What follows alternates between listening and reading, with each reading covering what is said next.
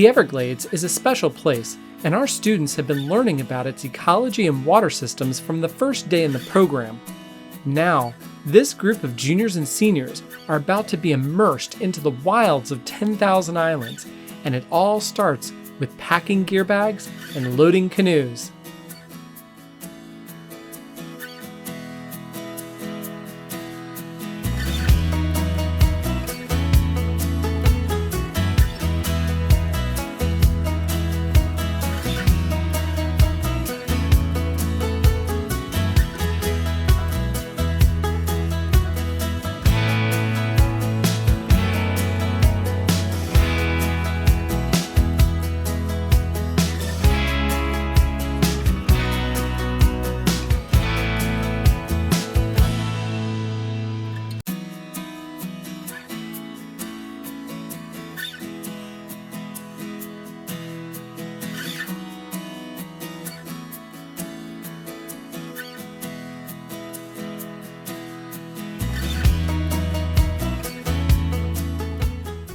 Our launch site was Everglades City, located about 36 miles from Naples.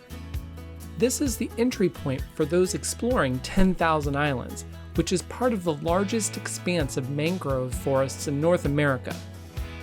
The first leg of our trip would take us up the Turner River to a land-based campsite about 7 miles away.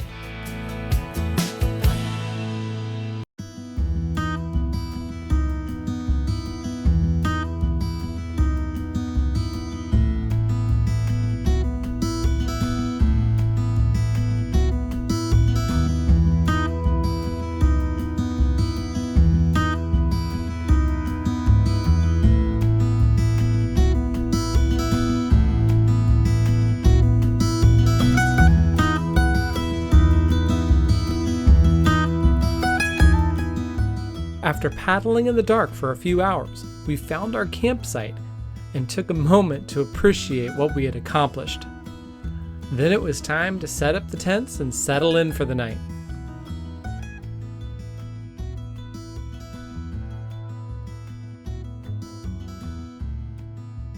The morning was clear and cool, bringing with it a little time to reflect. The first day just felt like a regular field trip. Like, it still hasn't sunk in that we're just sitting in the Everglades. So it was a lot harder than I thought it was going to be. It was a lot more work than I thought it was going to be.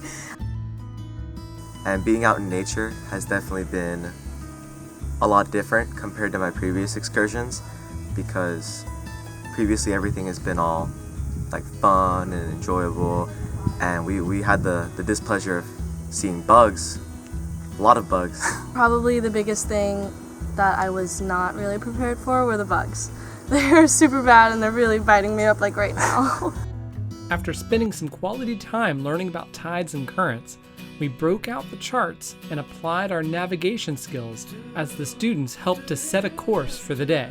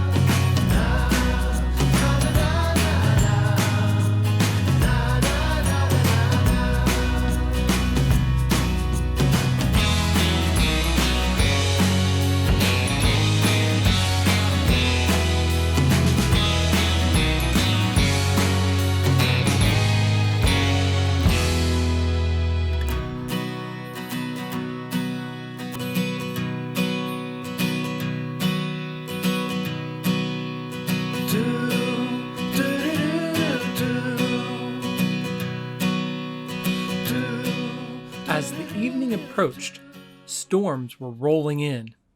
It was time to pick a sheltered location for our campsite. After a few tries, our instructors found a good place to anchor up.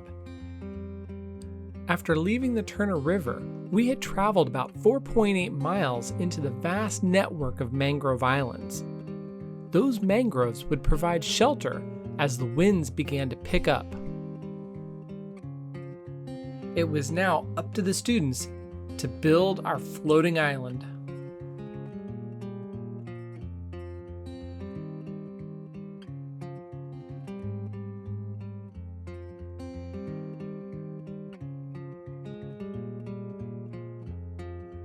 I noticed just the peace and quiet of everything.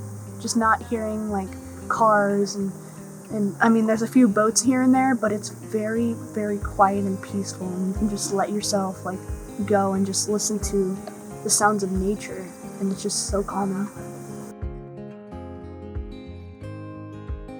Coming on this trip and being here right now, the environment and like my connection with nature and actually just being present here has definitely changed, just because I'm one with the nature, not just like someone that's like viewing it or reading about it. I'm actually here and a part of it. I would say the trees definitely helped us on our mission. They're used for shade. They helped us gunnel up and connect with the land so that we wouldn't break off, and they help block the wind also. So my time here has been pretty cool so far. I think the more I've gotten, like the more time I've spent here, the more I've like gotten used to it and started to like it. Like my first night here, I wasn't really feeling it, but this is going to be my second night here, and I'm really enjoying it so far.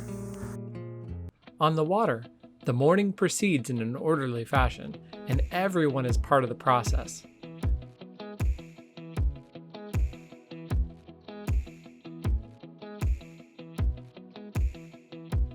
Soon we were ready for the day ahead and paddled out of our little mangrove sanctuary.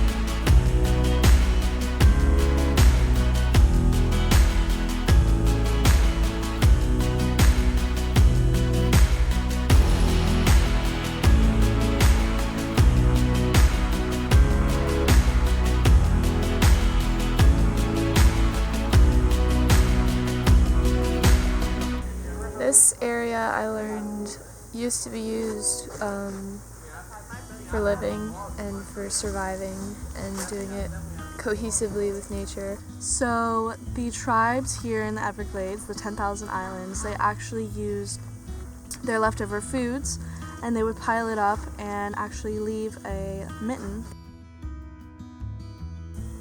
Not having my technology has led me to be more aware and just pay attention more to my surroundings. I think I communicate better when I don't have technology as a distraction, because I'm more focused on what I'm doing and the others around me rather than my phone, because I'll be looking at my phone and then looking up at other people, and it's a very big piece of distraction in my life, so, in everyone's life in general.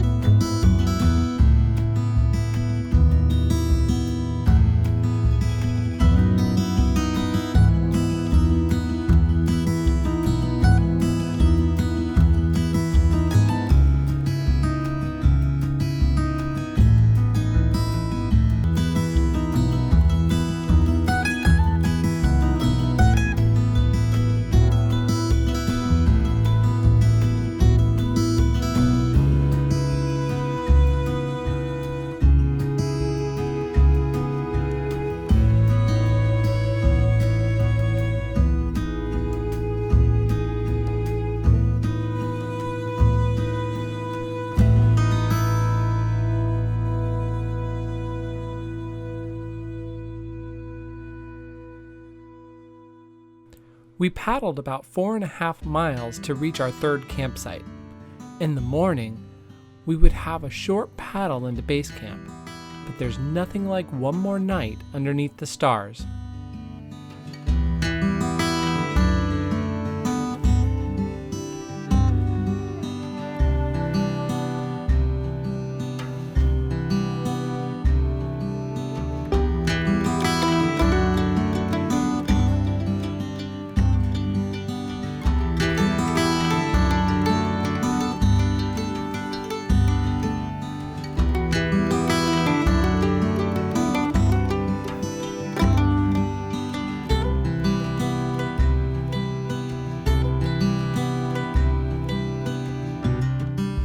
I've learned the value of teamwork because without the whole group of people that we have right now working as a system, we wouldn't have been able to get very far. We wouldn't have been able to get to each of our destinations. And what I've learned myself is that under pressure, I know how to keep it cool. I don't let off like I usually do. And gradually as it came on, I started taking more of a little bit of a leadership role, which made me feel better inside, because usually most of my life I've just been following, but now I realize that maybe I can be a leader in some sort of way. But I also feel like this trip specifically pinpointed my limits, which this trip almost didn't have any limits, so I had to push myself, and it made me kind of realize that I really don't have a limit, and I can push myself further and further. The point of this to me was getting to know what it's like to be out here and actually doing things without what we use in modern day that are really make things much easier. We did it in the ways that takes more effort, and it makes us all come more together. And that's what I took away from this, as it was a lot of teamwork, a lot of cooperation, a lot of communication, and just having fun and also doing it right.